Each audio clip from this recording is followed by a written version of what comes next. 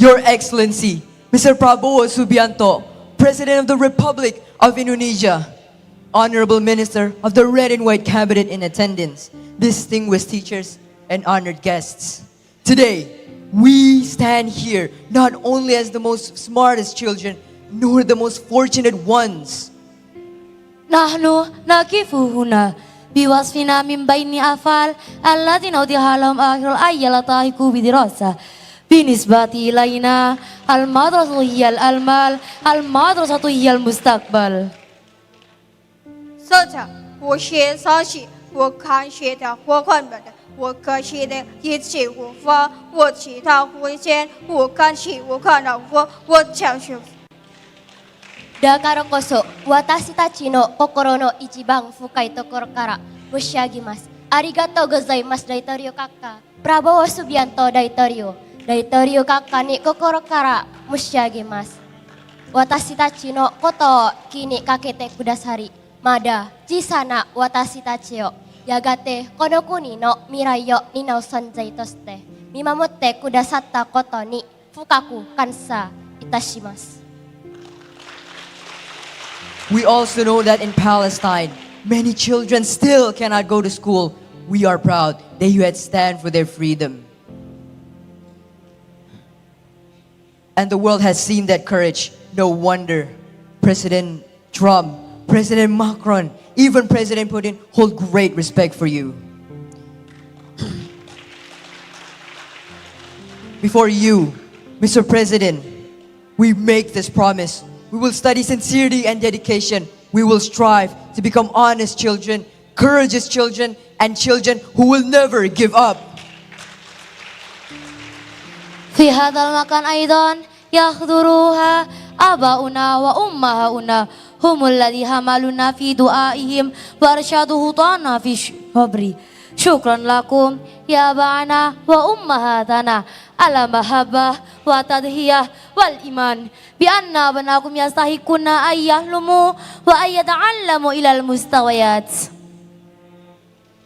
然而，在非在可惜，我们也相信，在学到我的开始不可数到分析，到时我还没出门的，我看起我可别熟悉，我的好是能够复习，我是你看的，当时的心的。スマトロにいる私たちの友達へ、私たちはいつもあなたたちのことを思い祈っています。私たちの心はあなたたちと共にあります。そしてインドネシアのすべての子供たちへどこにいても決して学ぶことをやめないでください。学びは運命を変える道であり、インドネシアを築く道でもあります。Thank you, Mr. President.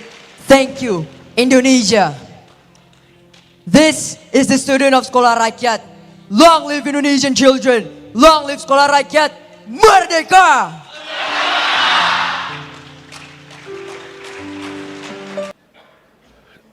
Saudara-saudara sekalian, saya hari ini sangat bahagia. Saudara-saudara sekalian, saya ucapkan terima kasih kepada semua unsur dari semua KL, semua lembaga, semua elemen yang telah bekerja mewujudkan suatu langkah. Menurut saya ini langkah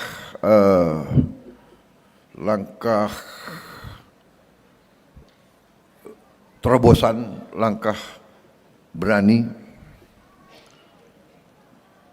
Terima kasih semuanya. Kita telah mewujudkan upaya ini, dan saya terus terang saja cukup bahagia, cukup besar hati. Saya terharu sebetulnya melihat dampak daripada upaya kita. Yang saya katakan, saudara-saudara, cara bernegara. Oh ya, ini saya lihat ada asisten khusus saya juga, saudara Yuza, botak juga kan? Saya punya 2 asisten khusus ya di bidang komunikasi, yang nyusun pidato-pidato saya. Yang satu namanya Agung juga, Acil, orang Garut ini. You lihat kan dua-duanya botak kan? Jadi teori saya benar. Mereka pinter-pinter dan memang mereka pinter-pinter. Terima kasih. Jadi saudara-saudara, cara berpikir dan cara berpikir tentang bernegara, cara berpikir tentang pembangunan yang konvensional, yang normatif adalah membangun pertumbuhan, ya.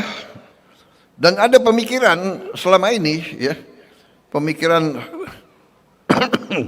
neoliberal, biar yang kaya nggak apa-apa, 0,1%. Lama-lama, menurut teori ini, karena pertumbuhan, kekayaan menumpuk, nggak apa-apa menumpuk di atas. Lama-lama akan menetes ke bawah. Nah, ini teori. Tapi kenyataannya netesnya kapan sampai ke bawah? Jangan-jangan netesnya 300 tahun, kita sudah mati semua. Ini menurut saya tidak tepat untuk kita, untuk negara seperti kita yang pernah dijajah, yang merdeka karena perjuangan, merdeka karena ratusan tahun perjuangan. Di mana waktu kita merdeka, ya sebagian besar rakyat kita ya tidak punya apa-apa. Kemudian kita bangun, bagus pertumbuhan. Ternyata kalau kita hanya mengejar pertumbuhan dan tidak melihat, tidak berani melihat pertumbuhan ini benar-benar dirasakan nggak oleh rakyat yang paling bawah? Nah, di situ tugas para pemimpin. Kita harus berani melihat, kita harus berani melihat kekurangan kita, dan kita harus ambil langkah. Langkah kita harus berani. Saudara-saudara, pertumbuhan harus disertai oleh pemerataan. Suatu sistem yang tidak cepat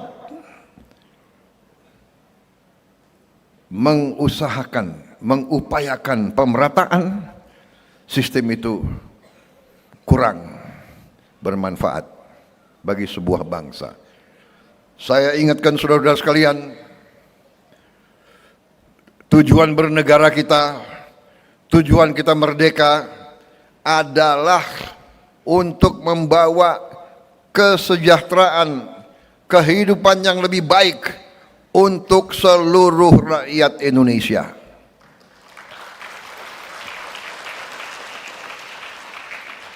Berkali-kali pendiri-pendiri bangsa kita menggarisbawahi itu. Ada dalam pembukaan Undang-Undang Dasar 1945. Kita harus memajukan kesejahteraan umum. Dan juga yang pertama kita melindungi segenap tumpah darah Indonesia. Melindungi apa? Melindungi dari mana? Melindungi dari ancaman. Ancaman apa? Melindungi dari ancaman kelaparan. Melindungi dari ancaman kemiskinan. Melindungi dari ancaman penderitaan. Melindungi dari ancaman penyakit. Ini tujuan kita merdeka. Untuk apa kita merdeka? Kita punya lagu kebangsaan. Apa lagu kebangsaan itu hanya untuk dinyanyikan? Saudara-saudara sekalian, saya ingatkan kembali ke semua unsur, terutama orang-orang pinter. Saudara-saudara, Kita bernegara untuk memperbaiki kehidupan seluruh rakyat Indonesia, bukan segelintir rakyat, seluruh rakyat Indonesia. Itu tujuan bernegara. Dan untuk itu saya berterima kasih. Waktu saya memang melakukan perintisan karier sebagai prajurit TNI, karena TNI memang adalah tentara rakyat. TNI dari tahun awal kemerdekaan seterusnya selalu berada di tempat-tempat yang paling susah. Hari ini pun TNI bersama Polri terjun di tempat yang paling susah, di mana rakyat menderita akibat bencana di Sumatera dan di beberapa tempat, bersama lembaga-lembaga lain, bersama relawan, tapi TNI dan Polri terjun. TNI dan Polri sebenarnya adalah satu. Karena TNI dan Polri lahir dari perjuangan kemerdekaan. Saya selalu ingatkan, ya memang kalau negara yang maju, seolah-olah maju, negara barat, negara apa itu, seolah mau pisahkan. Polisi urusannya hanya Kamtibmas. Lahirnya republik, polisi ikut perang. Polisi ikut perang. Di awal karena kita nggak punya anggaran, kita tidak jelas awal republik, lahirnya republik. Jadi khusus di Indonesia, dan dulu pernah kita jadi satu, tapi nggak apa-apa. Kita tidak. Yang penting adalah sifat, nafas, semangat, kesadaran berbangsa, cinta tanah air. Ini yang paling penting, dan saya melihat hari ini kita buktikan semua unsur ikut, dan tidak kecil peranan para gubernur dan para bupati kita. Dan saya terima kasih, program-program kita berhasil karena dukungan semua. Dukungan bupati, dukungan wali kota, dukungan gubernur, dukungan pimpinan polisi, pimpinan tentara, dukungan semua. KL di mana-mana. Ini bukti kita berbuat sehingga anak-anak kita hari ini yang tadinya mungkin sulit sekolah, sekarang mereka punya harapan. Saya terkesima hari ini, terus terang aja, terkesima. Bisa ada anak yang pidatonya dalam beberapa bahasa luar biasa. Yang mereka itu bahasa Inggrisnya menurut saya luar biasa, karena saya besar di luar negeri. Kalau saya bahasa Inggrisnya bagus, ya wajar, saya pernah tinggal di daerah-daerah situ. Tapi anak ini saya kagum juga sama dia tadi. Siapa namanya itu ya? Nanti yang tadi itu yang berbahasa bagus itu semua ya, nanti suruh menghadap saya ya.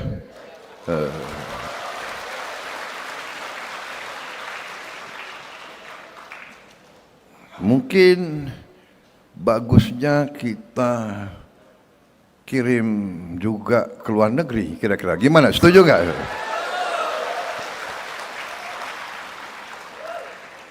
Dan saya kagum, masa baru 6 bulan tadi saya lihat sudah ada yang juara olimpiade ini, juara itu, luar biasa. Juara olimpiade matematik, luar biasa. Saya sangat terkesima, saya sangat terharu bahkan. Mudah-mudahan kamera enggak menuju ke saya tadi. Sulit saya tahan air mata juga. Sama dengan medsos. Kita terharu, kita keluar air mata karena apa? Karena bangga, karena bahagia melihat anak-anak kita. Dan kita tergerak, teringat. Kenapa? Kita teringat. Bayangkan kalau waktu itu kita, saya dan menteri-menteri tidak ambil sikap yang berani. Mari kita berbuat yang mungkin tidak lazim. Kita bikin sekolah yang terbaik, sekolah berasrama untuk mereka-mereka yang mungkin tidak punya harapan. Mereka yang dari keluarga yang kondisinya tertinggal. Saudara-saudara, anak-anak sekolah rakyat, murid-murid, anak-anakku, jangan kau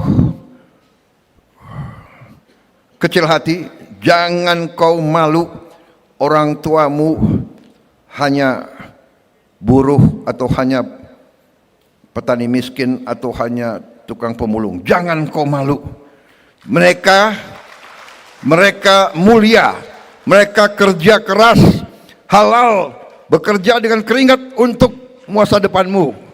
Jangan pernah kecil hati. Hormati